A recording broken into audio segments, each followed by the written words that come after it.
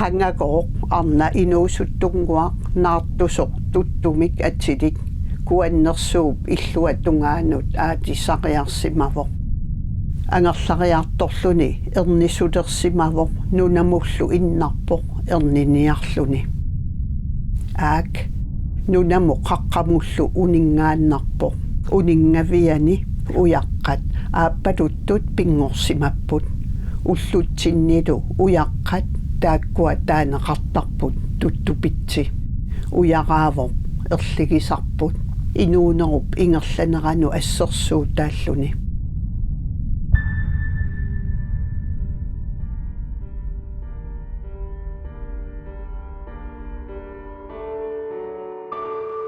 People have always told stories.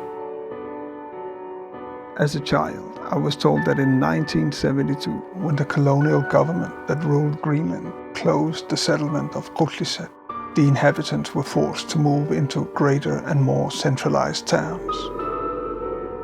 Like the fish they had been catching during the summertime for millennia, families were herded into the apartments of the Iloqafittaq, the new town.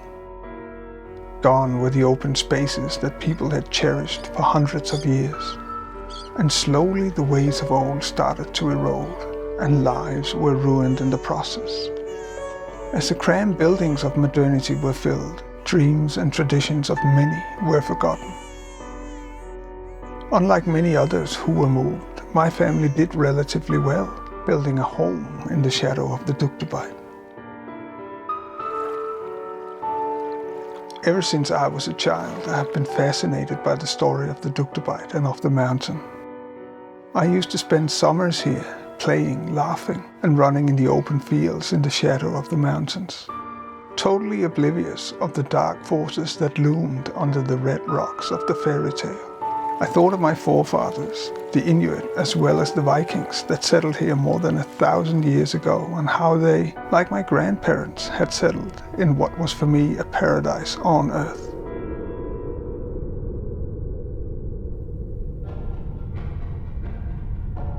Another thing that makes the Dugdebyt Mountain so special is that it, among other things, is estimated to contain the third largest reservoir of uranium in the world.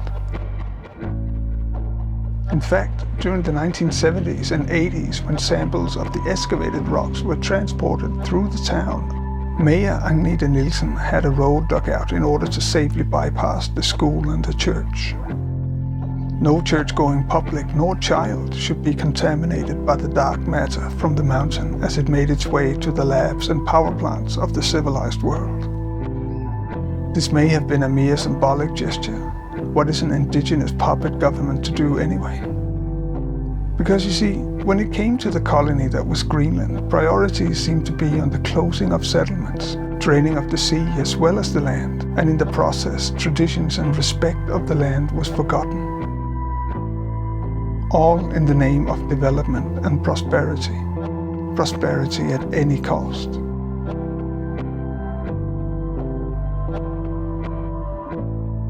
Since the Cold War, the land of the people has become an important strategic piece in the international power struggle. And like a piece of real estate, a property for sale to the highest bidder, Inuit Nunat or Greenland is still looked at, even to this day, as a commodity to be exploited. In its desire for profit, it seems like the civilized world has learned nothing.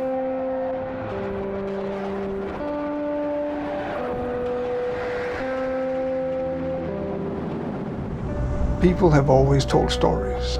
Stories about the past, the future, mountains and the landscape. It is in fact where we believe we originated. Stories were told of visitors from strange lands, bringing goods and traditions from abroad. Later visitors would hoard to the Arctic to harvest what could be harvested: jewels, coal, living natural resources and precious metals. In the great shadow of colonialism and failed industrialization, the traditions of my people were repressed by well-meaning strangers that knew nothing of our stories. Yet sometimes it seems we too are starting to forget, and that we too have learned nothing. In the frantic quest for economic independence and spiritual sovereignty, many are today eager to sell off the land, rock, by rock to any outsider that has the means and the capital to drill in the Arctic wilderness. The next foreign power digging in the sacred mountains of the Dugdabite may not do it out of good and generosity for the people, and may not be our friend. History has taught us that much.